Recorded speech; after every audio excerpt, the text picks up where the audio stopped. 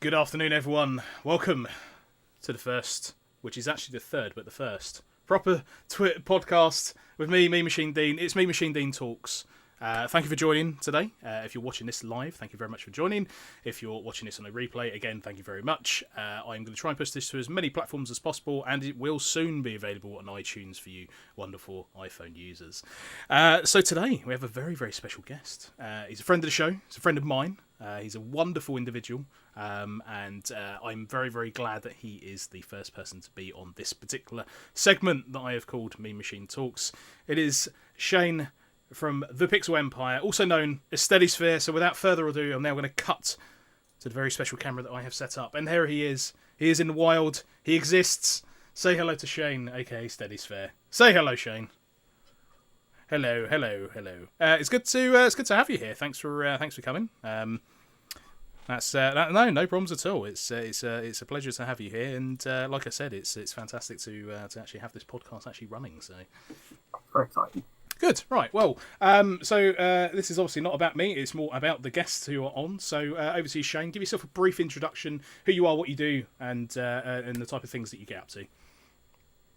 Well, I'm from Southeast England, much like Dean. I like my gaming, as we all do, I'm sure. My passion, though, is sort of covering them critically. So I've been writing reviews since about 2006 for various websites. And now I write for my best friend. He's called Tom Clare. He has a website called the Pixel Empire because he basically created it on his own in 2012. Said, I've had enough of these consumer sites. Let's make our own thing. And we've been going since. And then very recently I started sort of expanding with video content. That way, it offers more than one way to check our opinions. No, sure. And yeah. I think that's really good because I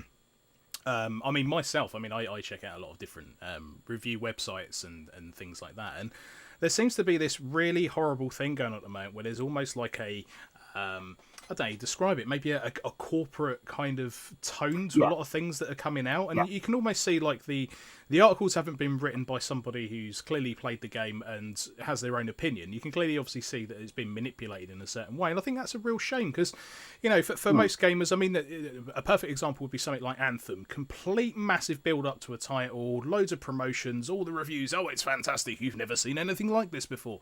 And then it came out and it did pretty poor. And obviously the launch for that product was awful. So it's really nice to see that especially yourself and the Pixel Empire are doing something brilliant. And also, if you haven't actually checked out the Pixel Empire website, please go and do so.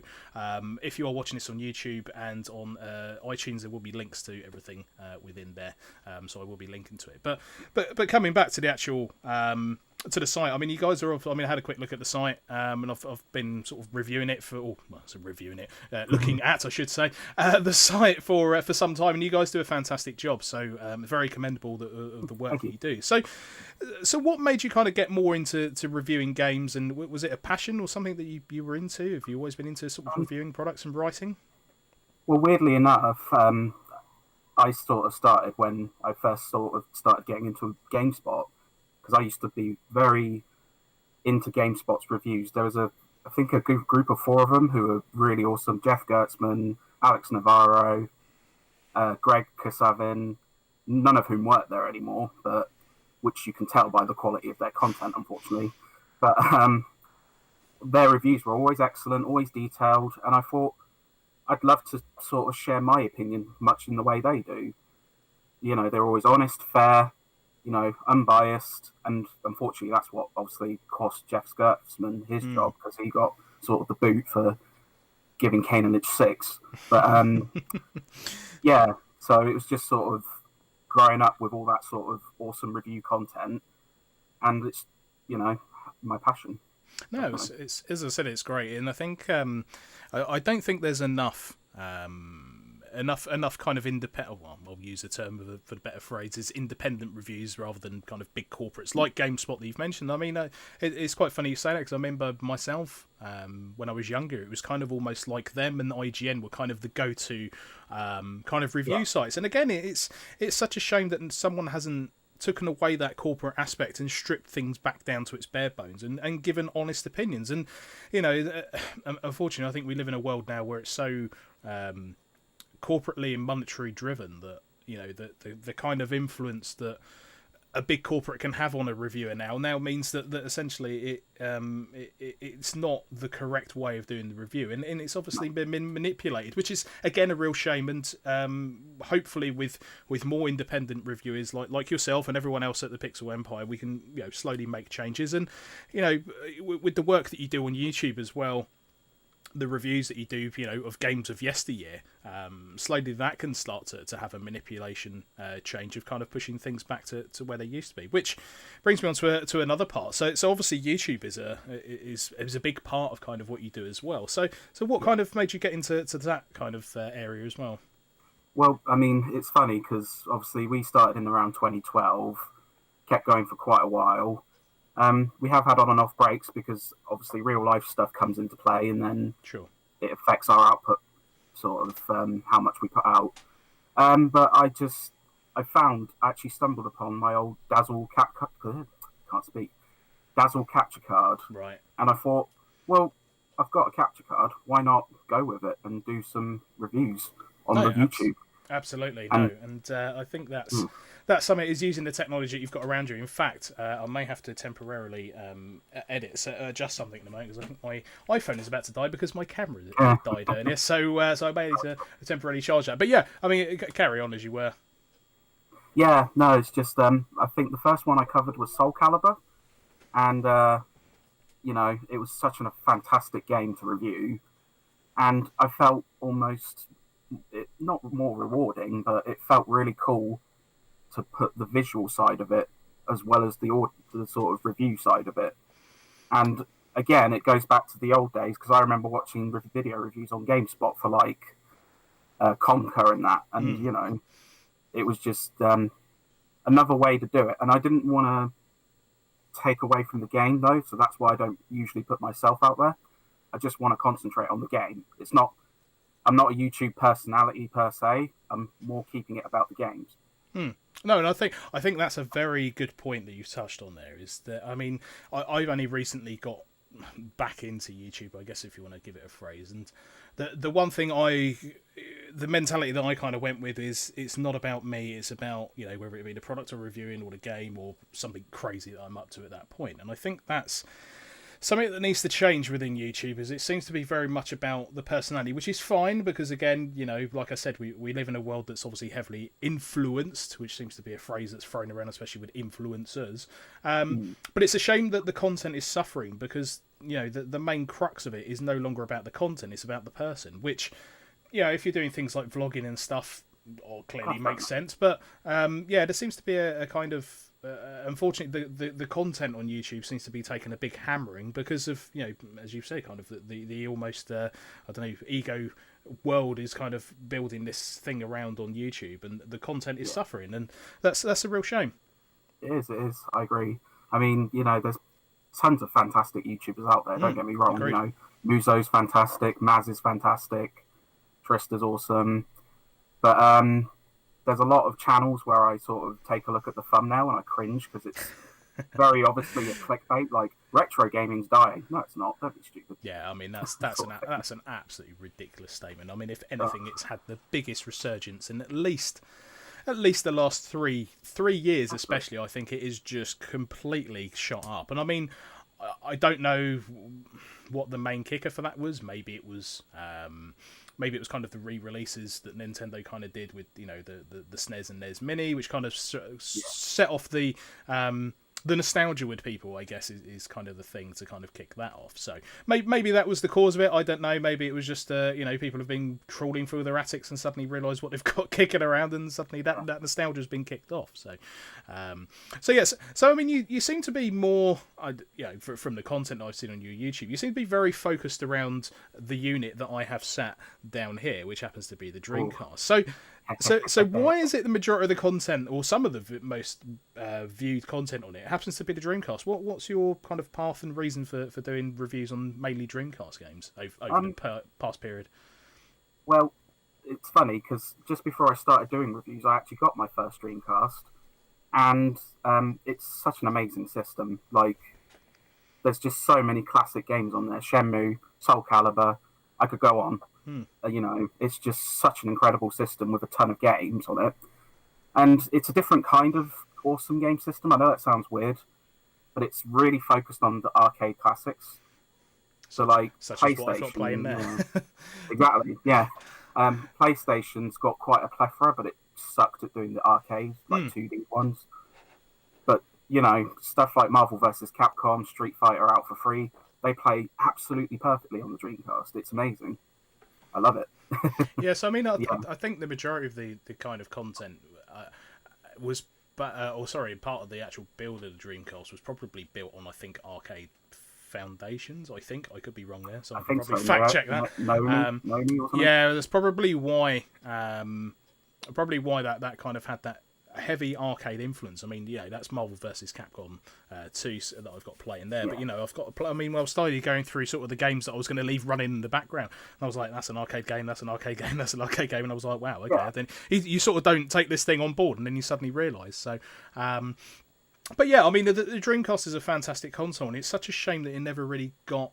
I feel like there's a resurgence for it at the moment for the Dreamcast. Yeah, definitely. Which unfortunately just means that the price of everything seems to have doubled over price. But I mean, there were so many innovations that the thing had. I mean, things like the VMU, I think, were fantastic. I love the VMU. I don't know why. Except for the fact that it lasted about a day when you put a battery in it.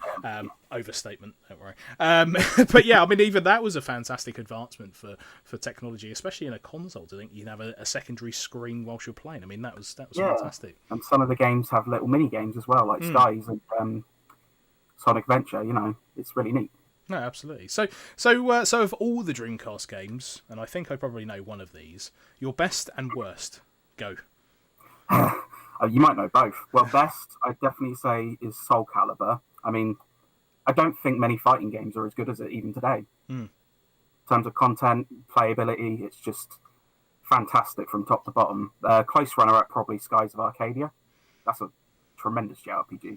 Yeah, funny enough, I mean, I saw your review of Skies, and it kind of almost made me want to get it because, from my history, I mean, me and my family were kind of PlayStation rather than sort of the Sega way, and it's only now kind of ever since I've had my Dreamcast. I mean, I've had that Dreamcast there for, it must be about 15 years now or something, and there are certain games that you kind of overlook because things like your Crazy Taxi and, as you said, Soul Calibur and stuff take such a prominent part that some of these other games like Skies of Arcadia, which is clearly a fantastic game, can completely get overlooked because of the hype around the other games. So at some point I'll definitely be going around, but again, I would have had to have trawled the internet at best of Dreamcast games, and I could have been given the complete wrong list. But people like yourself doing these reviews, I think, is great because then it opens up my own knowledge and everybody else's knowledge of other games that are available on the market. So we've done the good.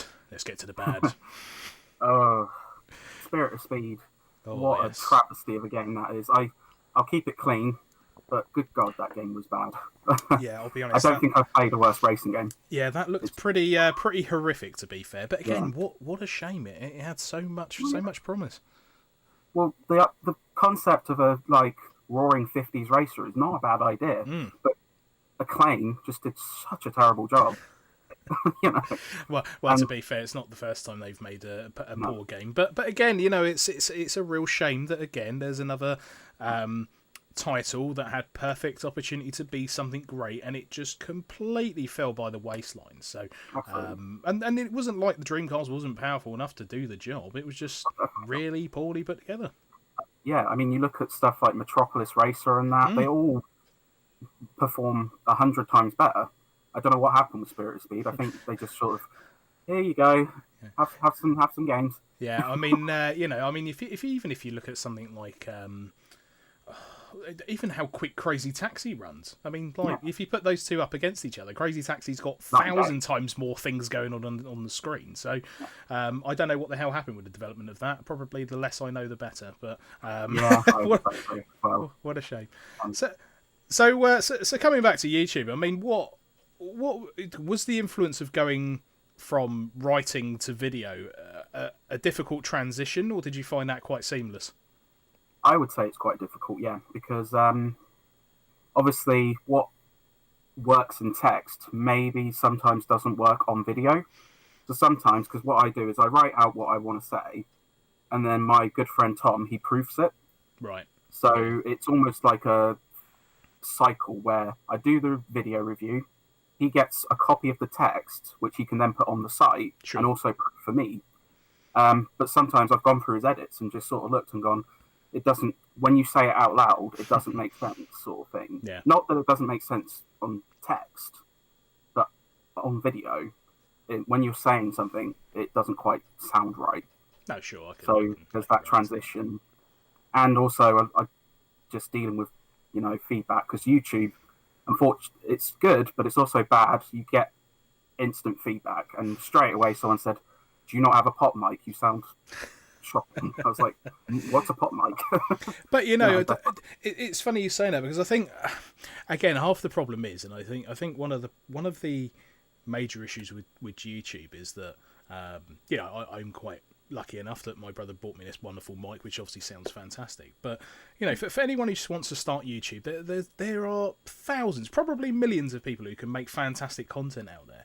And yet, because of comments like what you've said, it's almost off-putting to them, because they sit there and say, well, I don't have the equipment to do it, so why would I even bother? And there was an interesting discussion probably in one of my charity podcasts. I think it was the first one we did, where I kind of almost said it almost needs two levels of tier on YouTube, where there's almost like your I don't want to say the word premium, but I guess your top performing YouTubers, which is where green screens and the like. Yeah, except, well, not even just that, but people like your PewDiePies and stuff like that would sit in this upper tier, and then you've kind of got your upcomers and the people making moves kind of in the middle, and then sort of your entry level then, because by doing that it just gives everyone an equal platform, but everyone's trying to take a chunk of the same pie. For most people it's just not going to work until that one person sees it and suddenly it explodes. But it's quite sad to think that comments like what you just said, where I mean, your content's fantastic for what you produce, and you should be incredibly proud of what you do. But it's a shame that people come out with comments like that. Yeah, I know, but if it's constructive, I'm happy for it, because I'm always looking to improve. I mean, when I started with Soul Calibur, it was running at like 240p and small box, and I'm like, it's a bit, not crap looking because it's straight from the game, but obviously you can do things like touch it up in editors and that. Yeah, sure. And now I figured out to record PS1, the best way to do it is do it through PS3, because it captures it in HD. So I was just about to say that, actually. Ignore me for a minute if I look like I'm doing something weird on camera, but there we go. Yeah, it's you learn little tricks as you go, I find, and as long as it's constructive, it's fine. Like on one review, I had this person go to me, "Well, your review of Rise to Honor, all my friends wanted that game, so it must have been good." And I'm like, have you actually played the game? Yeah, no, exactly. Stuff like that, I just sort of, whatever. Yeah, I mean, it's, again, I guess one of the issues with reviews is obviously every single person is going to have a different approach of it, right? And obviously you're well accustomed. It's not like you've got up one day and gone, "Do you know what? I'm going to do a review of this game because I can." You've obviously got pedigree and prior knowledge of actually doing reviews. So, but again, half the problem is as you said, because of that instant feedback, people don't take that into account, and they suddenly think, well, I've got an open platform to just say whatever I want. So, but yeah, you're absolutely right. I mean, again, there's feedback and constructive feedback, right? And it's taking every comment with a pinch of salt, depending on what it is. Obviously, if it's positive, then that's fantastic. But obviously, anything that comes back that's, I don't want to say detrimental, but I guess a comment about what you're up to, then it's kind of it's pick and choosing what you take on board. So. But no, but I mean, that's right. Go ahead. Sorry, the guy. In fairness, the guy you mentioned, like the pop screen and that, he was offering constructive feedback. He wasn't so much like it's awful what you've done, don't bother. But yeah, it's just sort of you have to have a little bit of a thick skin, because some things people say are so just it's not worth it. That's what I feel anyway. No, and I think you're absolutely right. I think there's a balance between getting the content right and what people want, and then if there is feedback, is taking that and sort of editing that going forward. I mean, when I did my recent YouTube video where I did the review of that Mega Drive Raspberry Pi case, I had actually shot it on a green screen that I've got. It's an Elgato one. They sort of pull up and down and stuff. It's all built into one. It's a fantastic bit of kit. But me being a silly sod didn't actually light the green screen up enough, so it may have looked great, and then I pulled it into the editor and went, yep, key, colour, and it just went, nah, and I was like, oh great. So I was sitting there frantically I'm going, well, do I just put the green screen out there? Do I just change the colour of the green screen to something else? And after about a week of fighting with it, I suddenly went, hang on a minute, and then I suddenly remembered from everything that I'd learned from university, did a couple of things, managed to key it out, but it wasn't because of the fear of not being able to key it out. It was the fear of what the comments would have been. And that's horrible to sit there, because then it would suddenly be like, oh my god, you can't key out a green screen. It's like, well, actually, I do, but on this occasion I didn't light it properly. But anyway, I mean, YouTube is a brilliant platform, don't get me wrong, but I think, as I said, I think the content on YouTube is currently taking a massive hit because of things like, whether you need a persona or you need to focus on a specific subject or try and be reactive depending on what's going on in the news. And some people do that and they do really well, and good on them if they can make a career out of it. But for me personally, YouTube should always be about the content and the person second. But that's entirely my opinion. So if you argue with me, fight me. No, don't do that. No, but again, I think YouTube, when it was set up, was all about the content, right? And it's slowly over the years that have gone by where clearly this influence of the outside world, whether it be payments and different influencers that are getting on board, are kind of overpowering the kind of platform itself. But as I said, I think if there was a different bracketing tier, that would probably change things slightly and give people like yourself and me, even though I'm that big at the moment, a bit of a chance to actually do something and actually get a bit of a voice out there. That's it. Yeah, I agree, 100%. Cool. So, what was your kind of, I don't know, what was the first game that kind of made you say, do you know what, I need to do a review about this? If you can remember. I want to say the first game I ever did a review on was Kingdom Hearts, weirdly, because I didn't even like that game that much. It's good fun, but it's not. Some people sort of blow out proportion how good it is. Obviously, that's their opinion. So. Sure. But I remember writing about it. It was probably about 200 words, and the first comment I got back was, maybe try not to rewrite what you read in the manual. I was like, ouch. Yeah, wow. That was a bit of a savage burn, but okay. I don't think they realised I was only 12 at the time when I was writing. Right, okay. Wow, so that's a really early age to start doing reviews then. So you've been doing reviews since that kind of age then? Yeah, probably that is about 12 years now, I'd say. Wow. I mean, like I say, at the start, they were shocking. I'll hold my hand up and say they were shocking. Everyone's got to start somewhere. My first Twitch streams were horrific, but anyway. Yeah. But, as I got feedback, not just from Tom, who also wrote on the same, because we both wrote on a website called Do You? It was like a consumer site. Yeah, I remember that. They're gone now, unfortunately. Yeah. But there you go. He gave me feedback, the games guy gave me feedback, and eventually, after about 2 years, I was the games guide on there. So it was a nice build, and it was quite nice money-wise at the time, because it would give you Amazon vouchers, so I'd sort of use it to get more games and review more games. That's quite a nice ecosystem to have, I guess, where you kind of buy a game, review it, and then it kind of it goes hand in hand. So that's a nice little ecosystem. And then obviously that builds your portfolio up for reviewing and stuff like that. So that's quite nice. Yeah, it's a shame really, because Do You sort of eventually the amount of money you get for what you'd write was pitiful. So that's why me and Tom sort of just went. Well, I'd say me and Tom. Tom made it in about May, the website Pixel Empire. And I think I joined a couple months after that, because I didn't even check my Do You. I just felt like checking it one day, and I saw this message, and it said, "Hey, I'm starting a new site. Do you want to be a part of it?" And I went, "Oh bloody hell! I've totally missed this message." I was like, hopefully he'll still take me, and he did, luckily. Always, And yeah, always the way that I've done that once before, when there was a really important email, and suddenly I was like, "Do you know what? I should probably check my emails." And you go through and go, "Oh, that's gone." Whoops. yeah, Yeah, which is a note to everyone: always check your emails because you never know what's in there. and check your messages on every single site. Exactly. Yeah, I can't remember. Where was it? I think it may have been on my Twitter. Someone reached out to me and they were like, "Oh, we would love you to review this VR game." And I was like, "Oh, that's cool." And I was like, "Oh, they've already released it. Maybe not then. Okay." Never mind, though. No, Never mind.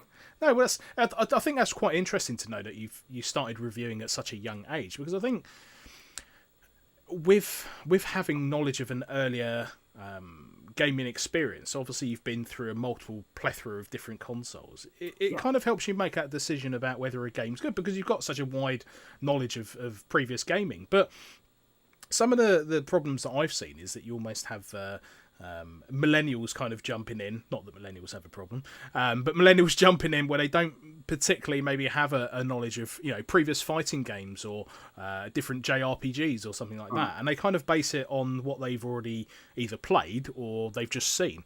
I mean, I remember talking to someone once before about I went to a Tekken meet-up, because I kind of, I dabble in Tekken. I wouldn't say I was a professional at it by any means. And we were talking about fighting games, and that particular one that's playing there came up. And, you know, there was a throw, and this kid was just like, "Yeah, but it's not Tekken." And I was like, "Do you realise things like this made Tekken? Like, do you understand what you're saying right now?" And they were like, "Yeah, but it's 2D." And I'm like, and then suddenly I would have throttled that kid. and then suddenly 5 of us ganged up on him. No, we didn't. But it was, but the interesting thing is we actually, it was quite weird. It became into a bit like a bit like an editorial talking session, where basically we sat the kid down and kind of broke down everything and the reason why certain games had an influence. And by the time he had left, I think he had kind of actually taken on board what we had said. And in fact, the next time we actually saw him, he was like, "Yeah, I went out and bought a PS1 and started buying like Japanese beat 'em ups, like Rival Schools and stuff like that." And I was like, "Job done. We have achieved something. Us elder folk have defeated the millennials." No, we haven't. But again, you know, just that. I don't want to use the word ignorance because I don't think that's fair. But I think the lack of exposure to the previous games just didn't help him make that decision of what defined a good beat 'em up. And don't get me wrong, Tekken is a fantastic game, but you know, when I years ago used to go to the Trocadero in London. I don't know if did you ever go to the Trocadero? No. Oh, what a shame. No. So yeah, the Trocadero was basically the arcade temple in London.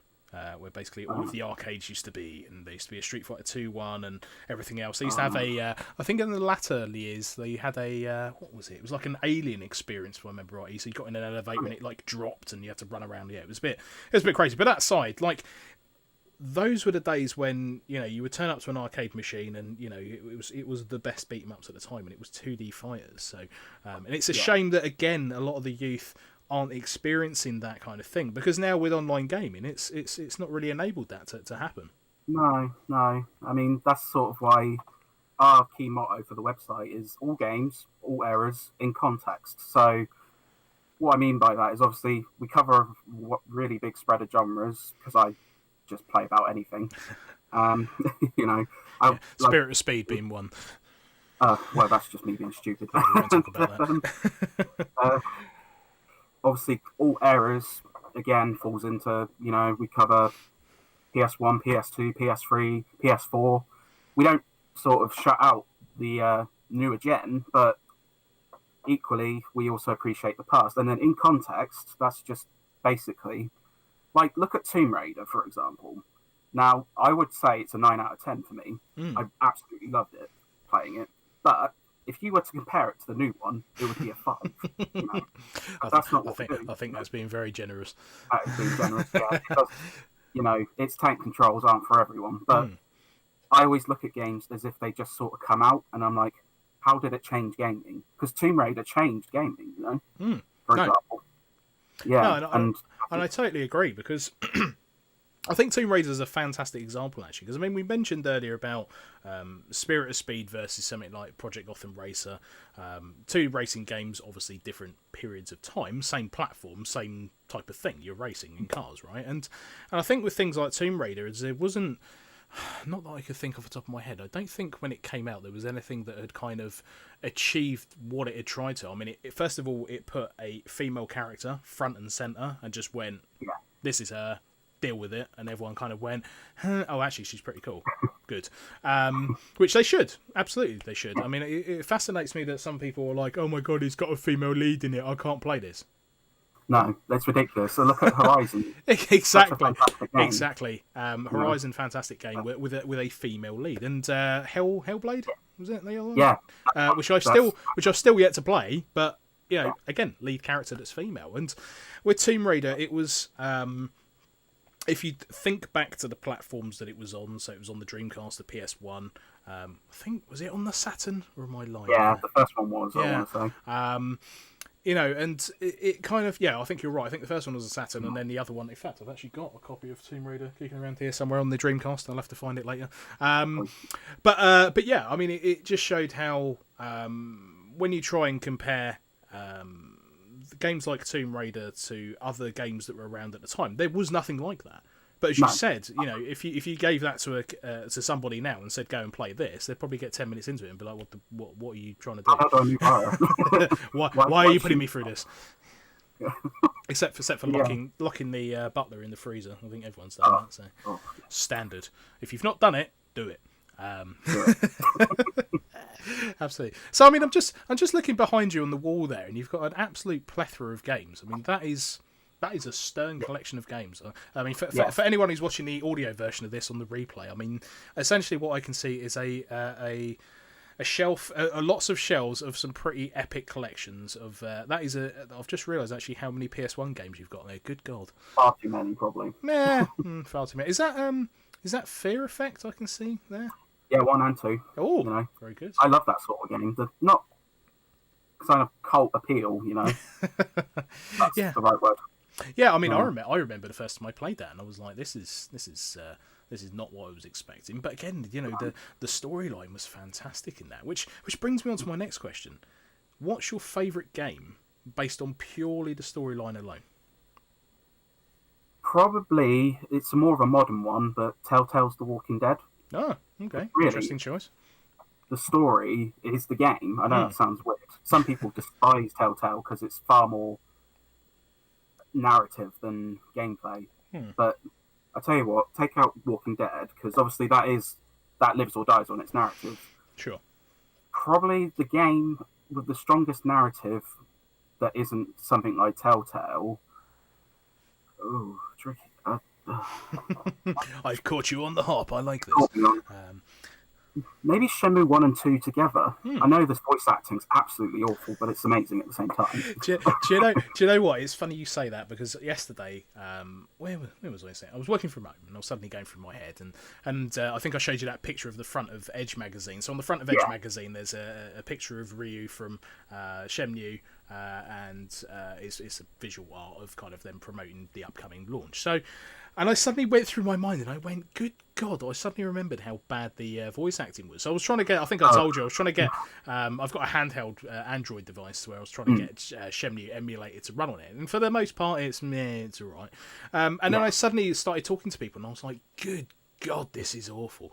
But then I suddenly went through my mind, and I went, a lot of games had horrific voice acting. I mean, Resident Evil 1. Oh my God.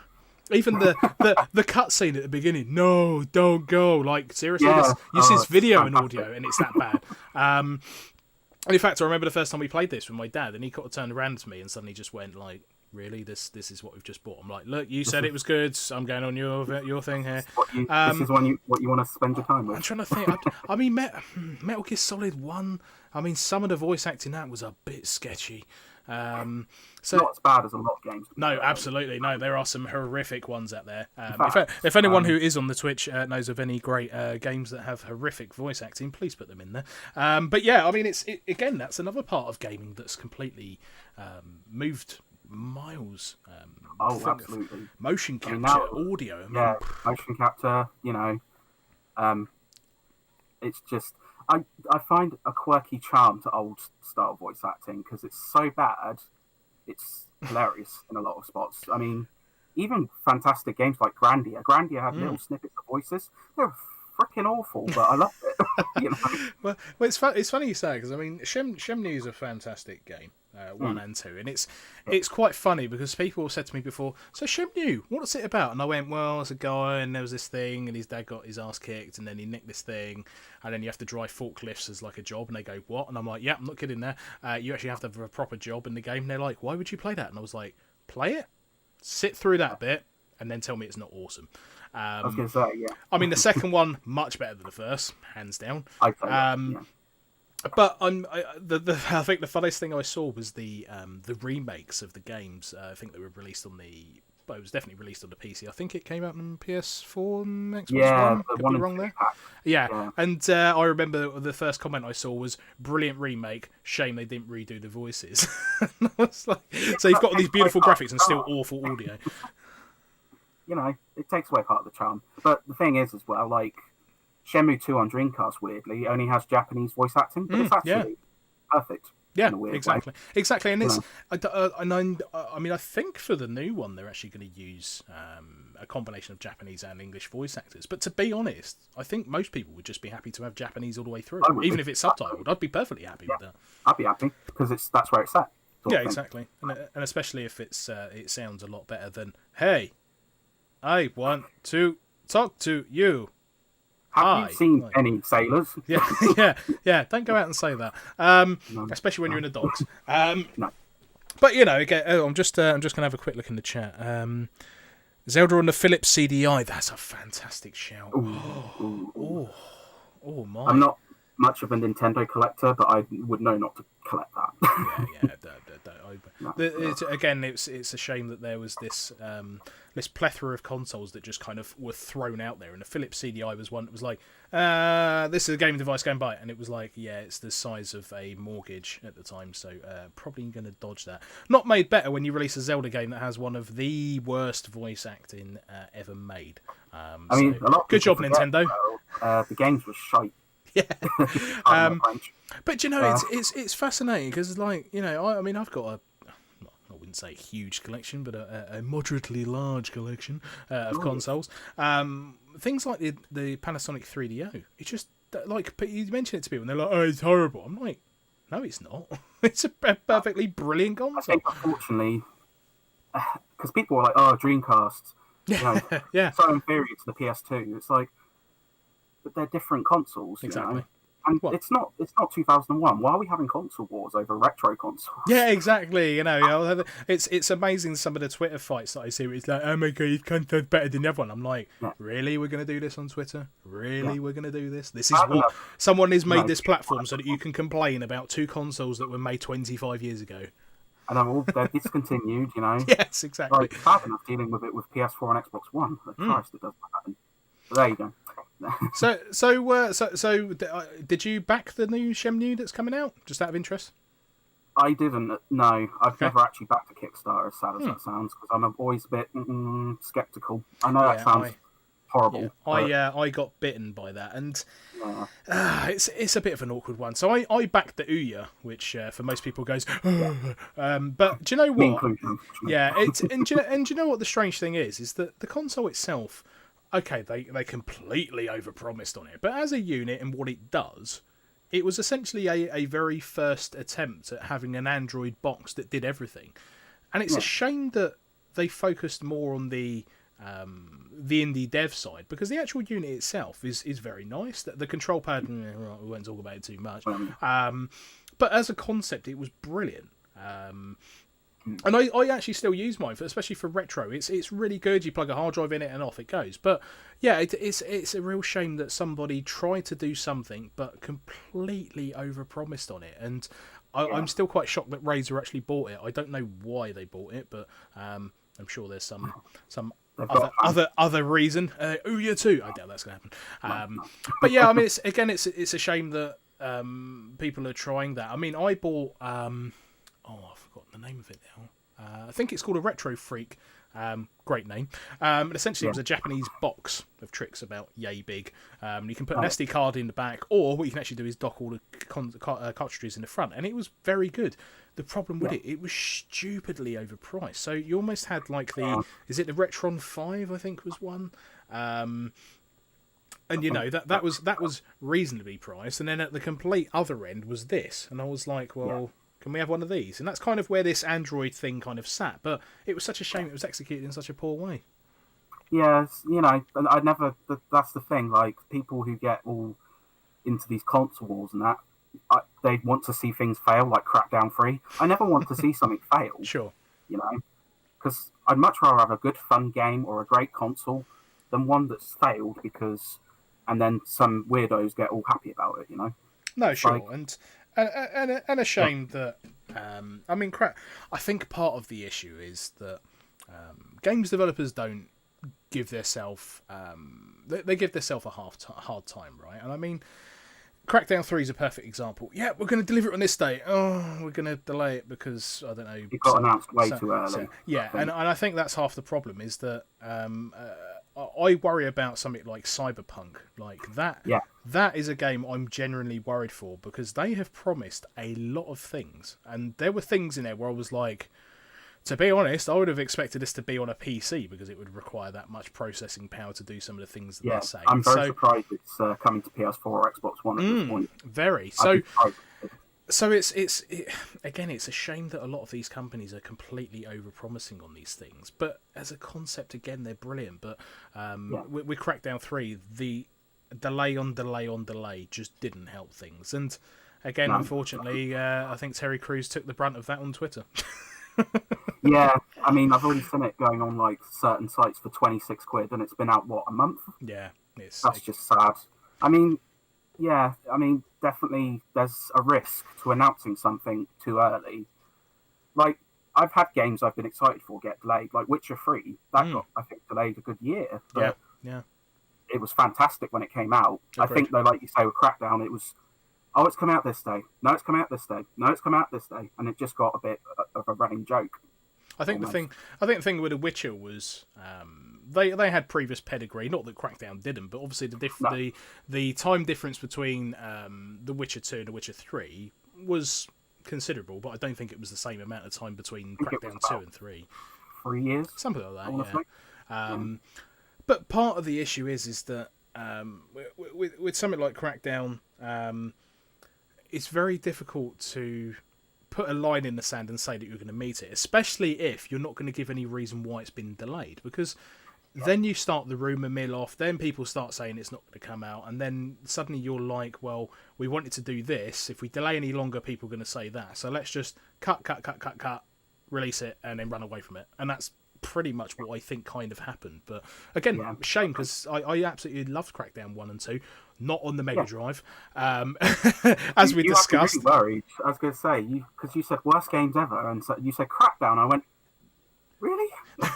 If you haven't played Crackdown on the Mega Drive, it is not the one on the Xbox. That's for sure. You showed me a picture of it. I went, oh yeah, this game looks garbage. Well, it was hilarious because I knew of the older Crackdown, but I'd never played it, and I suddenly bought the Mega Drive Classics Collection on Steam, and I went, oh, okay. I don't know if you've seen it. You've got a very nice interface, and it's all like 3D rendered and looks lovely. And you sort of go down the little box arts and stuff, and the Crackdown was there, and I thought, oh, hang about, I'll give this a go. And I fired it up, got into the main menu, and opened it up, and I went, am I missing something? Do I need to click something? Where's what?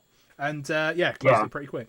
I'm sure it probably is a fantastic game, but it is like it would probably take me a good 10 minutes to sort of go like, what is going on here? So, which brings me on to a fantastic question for you, and it's probably going to be very topical. Since we talked about changes in the industry, as we know, Google announced Stadia. And announced it very early, considering they hadn't got anything else. What's your views on it? I am very mixed, unfortunately. I know you're quite excited. Well, not excited, maybe that's not the right word, but you're interested in it. I will explain my views on it, but I'll let you explain yours first. Well, my view on it is, this was coming anyway. The Xbox has been teasing a discless system that's all online, and I could see this coming. That's probably the point where I'll probably stop collecting new consoles, because the prospect of always online, the prospect of games being victim to being pulled, it's just erasing game history, you know? Like, a great example is Scott Pilgrim versus the World on the PS3 and 360.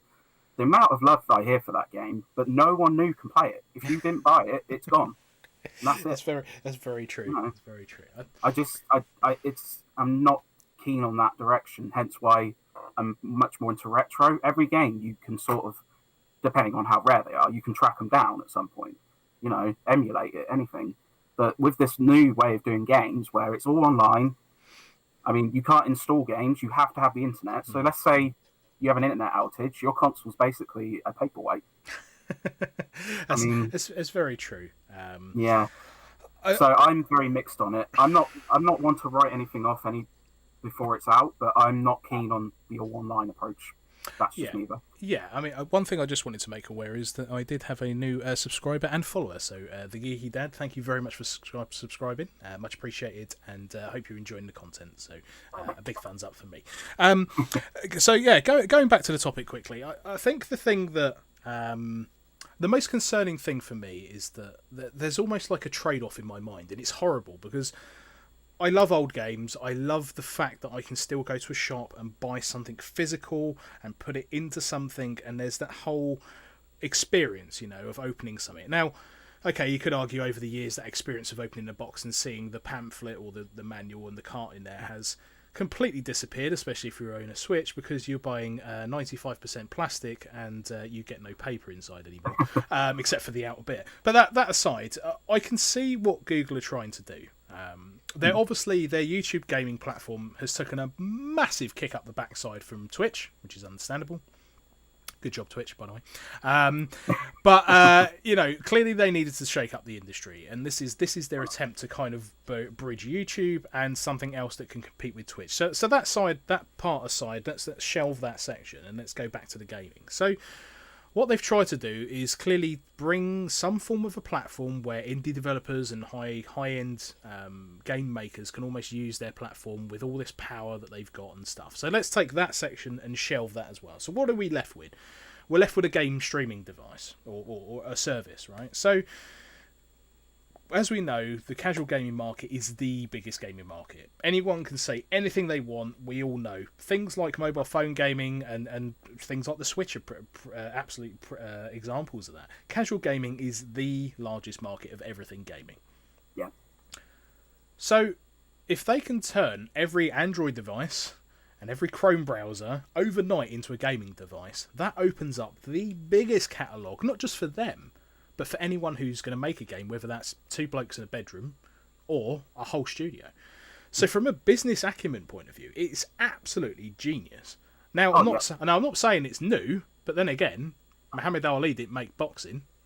No, of course not. Elvis didn't invent rock and roll, but they took it to the next step. So, I have this internal struggle where I like you said, I perfectly accept that the future is here and this is kind of where we're going. But at the same time, I'm very worried that, again, the days of having something physical like that, where I can actually put something into it and do that on a TV, are slowly being numbered. And I think we're all slowly accepting that a physical media is slowly being phased out. But should it be Google leading that way?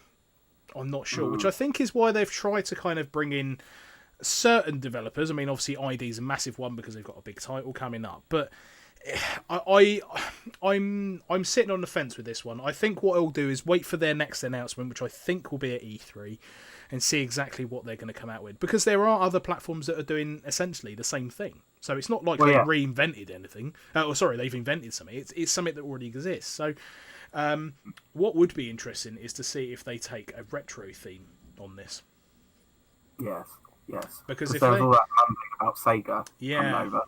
Yeah, I think outside the event they had a glass case that had I think it was a Dreamcast, a Power Glove from the NES, and then I think there was an empty box, if I remember. Oh no, sorry, and a copy of ET for the Atari 2600s, and then there was an empty box at the end. Obviously, the empty box being their new console because there isn't a console, so I think that's what they were trying to get out. But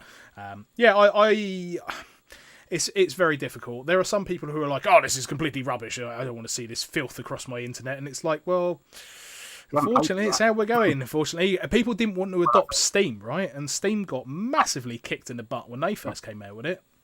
Look at it now. But yeah, I mean, like I said on our Ministry Discord, when was the last time you saw a physical PC game in a shop? I can't remember.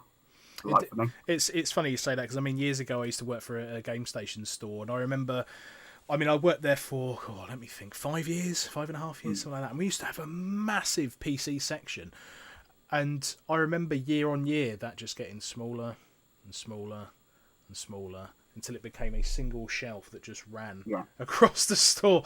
And I remember people coming in and they were like, "Where's your PC section?" You would point it and they were like, "Is that it?" And it was like, yeah, because that's all of it's digital now. So, but I think the thing with PC gaming is that I don't want to cover up the Dreamcast too much. I love the Dreamcast. Dreamcast good. The thing with PC gaming is the pricing is good online, very competitive. Whereas you take something like the Switch, where the physical media is cheaper than the digital. Nintendo, sort it out for the love of God. I mean, Xbox are as guilty as well. Like. You'll see games on there from like 4 years ago, full price, unless they're on a gold sale. It's like, and yet you want everyone to go digital. Yeah. No. I mean, again, like we all accept. I mean, I think the thing that's going to drive a lot of change will be when internet globally becomes at a similar level. I mean, the disparity between what we have here versus somewhere like Netherlands, who have, I think, is it 400 or 300 meg as a standard, and then you go somewhere like in the Far East, where you can get anywhere up to like 5, 6, 8 gig. That consistent gameplay isn't going to be consistent anymore on a platform like Stadia, because you've got multiple different people with different internet speeds trying to compete at the same level. So until, I think, whether it be on a regional level, on a European level, and on a global level, when everyone gets to that same speed, that's when you'll really start to see the change. But I still think we're probably at least 15 years away. However, I did read the other day that apparently there is a company that are launching satellite internet again, which was a thing a long time ago. But essentially they're going to launch this rocket up and then it will broadcast the internet down rather than you having a physical satellite out there. So they've done some clever trickery, which I'm not going to go into because it's very scientific and I'm not nearly intelligent to work it out. But things like that could be the change to launch different regions. I mean, if we're talking about turning every web browser into a potential gaming platform, somewhere like Africa, where internet isn't readily available, but the Wi-Fi is very available, could potentially open up a new market. Yeah, exactly. I'm not keen on it myself, but that's my personal preference. Hence why I've sort of kind of got into retro gaming, because obviously it's always going to be there as long as you don't snap your disc in half cleaning Dark Cloud like I did. yeah. Don't do that. If you're going to clean your discs, make sure you clean them very gently. But I think you brought up a really good point, and this is probably something that I'm going to be as the last segment, as it were, which is, what was your favourite game that you used to get all of your mates together around to play together? Well, I would probably say it's Gears of War. Ooh. But then again, we played that online, so I guess that don't count. Yeah, I mean, I'm thinking of it more of a kind of get everyone together in the same room kind of scenario. If that was something you did. Mine would probably be Rock Band then. Oh, okay. That's a good choice. Good choice. I like that. So fun. It was so fun. It got me into good classic rock and that as well. Because I remember there was a time where people were like, "Ooh, you play Rock Band? Go play a real guitar." I was like, "Yeah, but I play it to discover new music." Yeah, sure. I just happen to like the.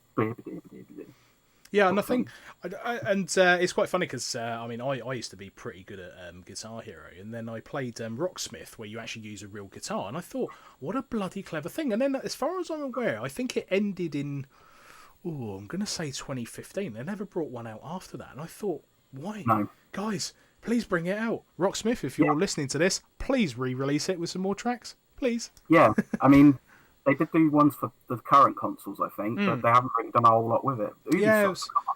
Again, it was such a shame that you're using a real guitar to actually learn the real notes. I mean, I thought that was a brilliant advancement to take, almost gamifying the learning process of learning an actual instrument.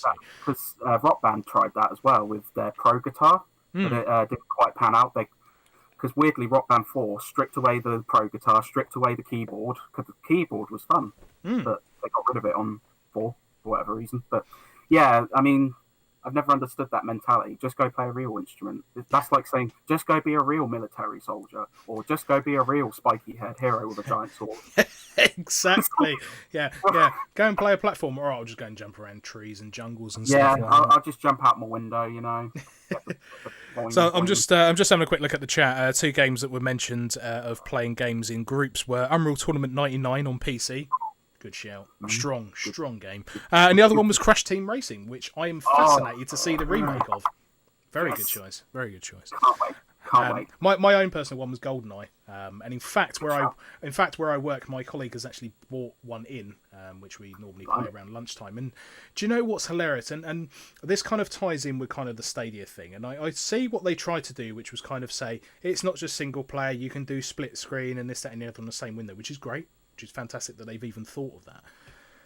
But we were playing GoldenEye for about half an hour, and I tell you what, after we finished it, the buzz we had lasted for hours. Like, you know, it was. I mean, don't get me wrong, we all know the frame rate's rubbish on GoldenEye. We know.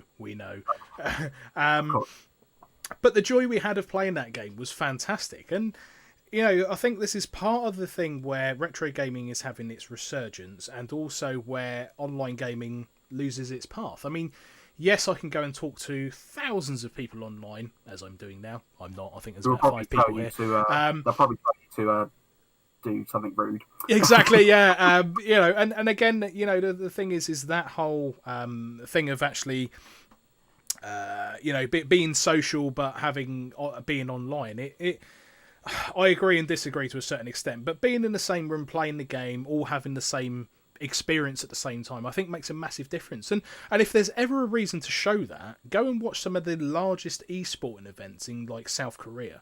Like, yes, they could go and watch it at home, but they choose not to. They go into a massive auditorium to watch it because they want that same feeling that you would get if you were playing it real. Exactly. And I think that's where the online gaming thing will miss that. It still misses that mark now. But I mean, you could argue with platforms like Twitch, obviously having certain integrations in there slowly makes that happen. I mean, during my stream, I was playing a game where people can actually put commands in the chat to have an influence on it, which was fantastic. Brilliant. And that kind of adds an extra layer to the online experience, but it's still not the same as being in the same room playing games. And swearing at your friends. Absolutely. I mean, there's nothing like getting an N64 and turning it into a Major Mace and just hitting someone with it. So, don't do that. Please don't do that. Also, the other thing I'm amazed at is how many knackered N64 thumbsticks there are in the world. All of mine are perfectly working, and I'm shocked at how many people have broken them.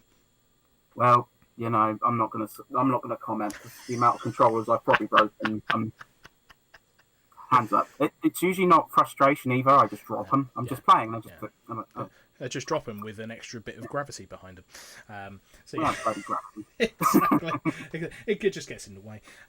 So we're in the last 5 minutes. So what I will do is I will pass the floor over to you to talk about anything that you would like to shout about, talk about, and promote yourself. So over to you. Well, if you want to obviously get good retro gaming content, classic reviews, modern reviews, I highly recommend you come visit us at www.thepixelempire.net. It's run by my good friend Tom, and there's also me, Alan, and Chris, who also contribute reviews. We've probably got about 400 reviews on there between the 4 of us. So there's stuff like Soul Calibur, you've got obscurities like, I think Chris covered something called Wild Streets on the GX400, and it's a bit shit, but yeah. Anyway, ignore me. You know, there's special opinion pieces. Like when the Xbox One and PS4 got announced, me and Tom, we did separate articles about the PS3 and the 360, just a retrospect, nothing, comparing, but our own experiences with each console. Because I was obviously 360, Tom was PS3. If you want video reviews, I would come to my channel. Now, my YouTube, I believe, is youtube.com/c/SteadySphere. But you can find it on my Twitter anyway. Yeah, you can pretty much search for SteadySphere. It's blah, blah, blah, blah, I'll try that one again. SteadySphere. There we go. Which again, if you're watching this on a repeat on YouTube or on iTunes, all the links to all of the relevant parts that we have just mentioned will be listed. Yeah, and like I say, I cover games. I tried a new podcast style thing a few weeks ago, sorry, and it's just generally all games, all eras, in context, honest opinions, no sort of, I don't know how to say it without sounding rude, extra guff, should I say. No. Marketing fluff. Yes, no marketing fluff. I don't dress up enough. No, you don't wear silly Pharaoh hats either. Don't do that, kids. No comment. Exactly. Right, so I think that's a good stopping place. So I will end the stream there. Thank you very much, Shane. Really appreciate you taking the time to do this first podcast. So really appreciate you. Thank you very much. And for everyone else who's actually put up with this nonsense for an hour, congratulations. You have now earned my entire respect for joining me for this first ever kind of podcast. But yeah, please make sure you go and check. Oh, that way. Hang on. Please go and make sure you check out Shane. Yeah, it's that way. Please make sure you go and check out Shane and subscribe to all of the different content and medias. Please make sure you also go and check out the Pixel Empire website. I'm Mean Machine Dean. He's been Shane, also known as SteadySphere. There we go. I'll get my words out eventually. I get my name right. I know. I'm trying. It's the first one. Right. He's SteadySphere. I'm Mean Machine Dean, and I'm signing out. Thank you very much for joining, and have a great evening.